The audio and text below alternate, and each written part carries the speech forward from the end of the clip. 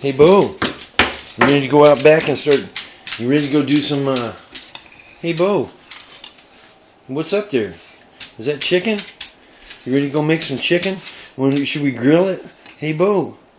How come you're wagging your tail so bad? Ready to go outside? Okay. Let's do that, huh? What's up there? Is that chicken? Yeah. It probably is. Huh? Okay, so step number 1 is get your Bo dog and get him to understand that we're going to do some barbecue. Step number 2 is you got to get something to barbecue, and it goes like this. Today we're going to do chicken, and we're going to do pork tenderloins. We got a big old fat chicken that we're going to put stuffing in, and we got just a regular chicken. What's it called? It's called a young chicken or something. There it is right there, young chicken. And then we got over here, we got the family roaster. And my experience is it really doesn't matter. It really doesn't matter as long as you're getting chicken and you're putting it in the smoker. Some people call it barbecue. I call it barbecue. I call it smoking. I call it give me some chicken. So, oh yeah, I forgot step number 1. Wash the sink. Wash the sink. See how clean my sink is? Both sides. You don't want to get chicken germs in a germy sink, and then everybody dies. You don't want to do that. So you just wash the sink, and then when we're done, we're gonna wash the birds, and then I'm gonna put this stuff on it. I got this from my brother-in-law down in South Carolina, and he's got one of them barbecues that has a trailer hitch on it. It goes behind his truck, and he does a couple pigs at a time. And he said, put some of this on there. You're going to like it. And so, Joan, I'm going to do that. I'm going to put some chicken. I'm going to put some of this on the one without the stuffing. And then the other one is this. Can you read that? McCormick Montreal steak. Folks, I'm sorry. Everybody has an opinion. This is my opinion. It doesn't get any better than this. This is all you got to do. Sprinkle some of this stuff on there. Look at that. Big chunks of stuff floating around in there. You put this on your chicken, put this on your pork, put this on your beef. It doesn't matter. I put it on fish. This stuff is awesome. This stuff is what barbecuing is all about. All right. So we're gonna take these out of the bag. We're gonna wash the chickens. And we're going to dust them off with some of Brother Jones, whatever it is that he made, and some Montreal. We're going to do a little on this and a little on that. We're going to do 2 separate ones so we know what they taste like. And by the way, this tenderloin there's 2 units in there. There's 2 tenderloins. It looks like 1 piece of meat, but it's not. It's 2 pieces of meat. And we'll get those set up. We'll get them dusted, and then we'll get them on the fire. Okay, this is the device we're going to use to smoke the chickens and the tenderloin. This is the fire box. This is the food box. Here's where all the food goes. You can put a little bit of food on there. Oh yeah. And then this one. See that? That's ashes from the last time we had a barbecue. That's a bozo no-no. We got to take all that stuff out of there and get it clean. So that's what we're going to do now. Goodbye. Did I mention today is Christmas Day? I get to do 2 of the things I like to do best. Burn stuff and eat stuff.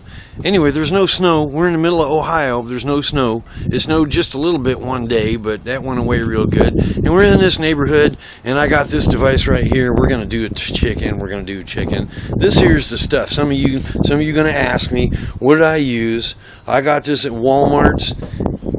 Walmart's? Yeah, Walmart. It says right there, Sam's Choice. But you know what?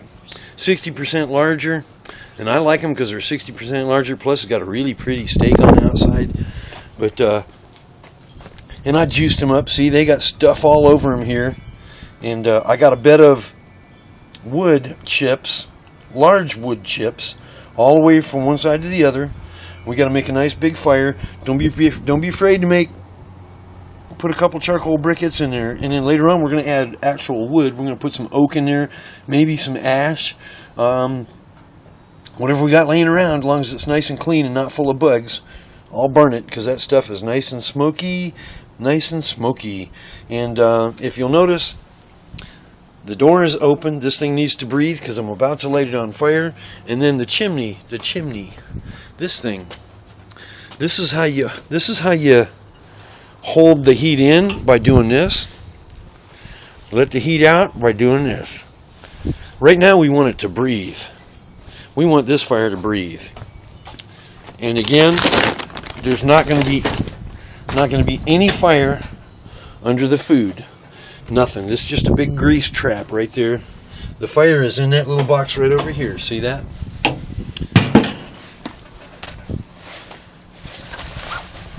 And if I could find my lighter, we would light it.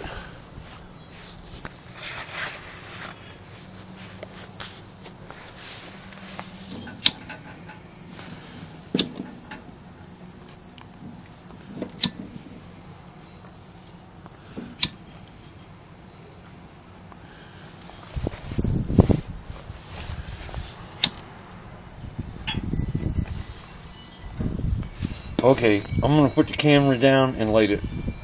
Bye. Okay, this is the fire cart. This is pliers. Underneath the pliers, everything you could possibly imagine to burn. See that? That's dry, nice dry oak over there. I got a hatchet. I got wedges. I got these pliers because when you're barbecuing stuff, you get a lot of grease, and it drips. It drips. So we got to put that down there. Yes, we do. If we don't, this stuff will be all over the yard. We don't want that. But I don't want to drive with it either. So you got to do that.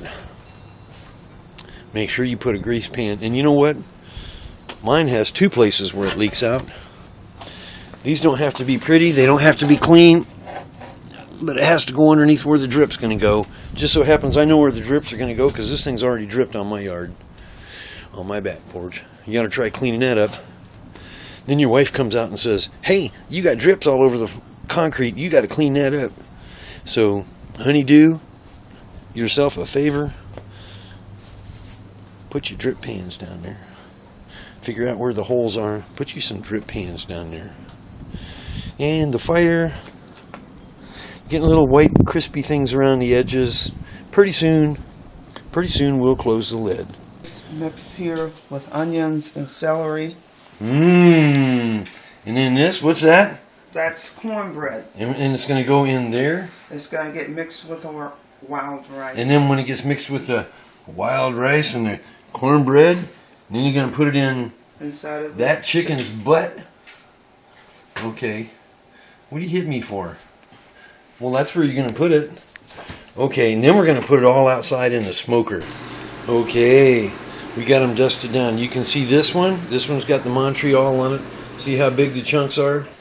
This one over here. This one's got our brother-in-law Jones lightly dusted. He said, "Don't put too much on there. Don't put too much on there."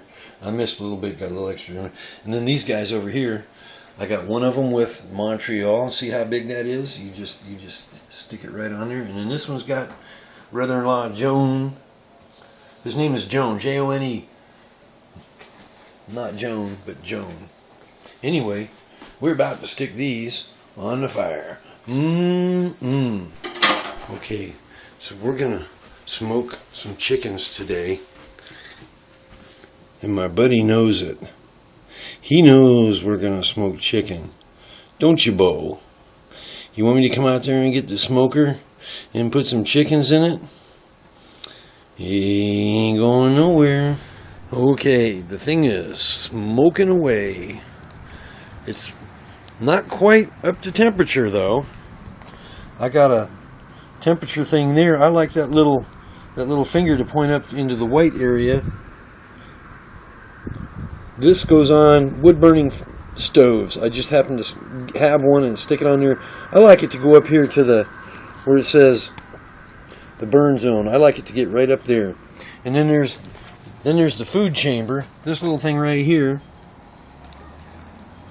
Right now it's way down here, way down here. I like it to get up in where it says ideal. And it's in two languages.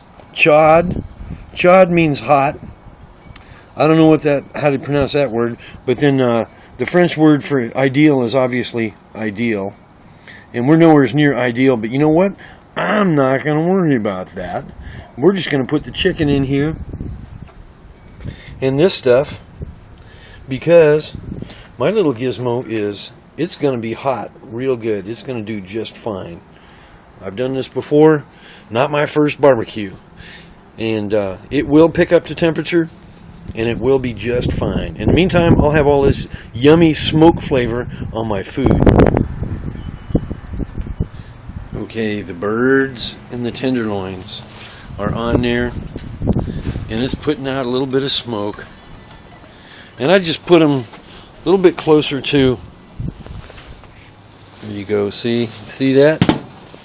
And we're going to leave them alone for at least 2 hours. We're not going to turn them over. We're not going to do anything. We're just going to leave them alone. Now comes the hard part. Leaving it alone. Tick, tock. Tick, tock. Did I mention it's 35 degrees outside? Yep. Christmas Day. Marion, Ohio. 35 degrees outside. We're doing a barbecue anyway. Tick tock. 2 more hours. Oh no. 2 hours. Well, maybe I'll go inside. Okay, remember I told you about the temperature? I wasn't worried about it getting hot. There it is. It's obviously ideal. Or if you're French, it's ideal. And our little firebox over here is right up there close to the white part, just like I told you, where it says, what's it say? Burn zone? Burn zone. Don't worry about them numbers on there. That numbers don't mean nothing. It just means there's a fire inside there. Those numbers change according to where you put this Rutland burn indicator. Those numbers will change. You put it on the side, they go down. You put it on the top, they go up. All I know is that's where it needs to be for me to smoke a couple chickens. That's where they worked before. That's where it's going to work now. And besides, my French thing says ideal. And I still got lots of smoke coming out. The fire's doing real good. I checked on it a minute ago. And if the smoke goes away, I'll put some more of this stuff on it. What's in here anyway? Oh, Lordy. What's that? A piece of oak? Yep. What's that? What's that? Yep, piece of oak. What's in here?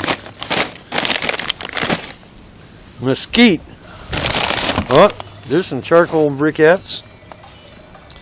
There's all kind of stuff over here. You never know. And if you're fighting 35 degree weather, sometimes it doesn't hurt to put real wood on. Last summer we did a pig, and I used these things. These things work real good for pig. Eric, you put a pig on there? Well, okay, I put a half a pig on this. It's pretty big. Yes, I put a half a pig on there and let it go for 16 hours, and all I can say is yum, yum. Okay, it's been an hour. My heat is still there. I'm still doing ideal. The ambulances are going off. Somebody's not having a Merry Christmas. And it's been an hour. We're going to take a peek, even though this is a cardinal sin. Oh yeah, this will probably work. Needs another hour. Well, it's starting to smell like barbecue. What do you think about that? Let's go stand over here in the sunshine. Yepper. Let me see. Those are about done. Look at that juice coming out.